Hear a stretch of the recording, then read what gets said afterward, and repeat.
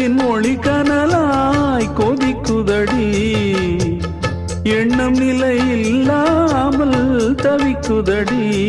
உந்தன் செல்ல மொழியினிலே உள்ளம் கொள்ளையடிப்பதும் ஏன் துள்ளி துள்ளி வரும் நடையில் மனம் மெல்ல துடிப்பதும் ஏன் உன்னை காண வேண்டும் கூட வேண்டும் வாராயோ வாராயோ கண்ணம்மா காதல் என்னும் கவிதை சொல்லடி உன் பிள்ளை தமிழில் கண்ணம்மா காதல்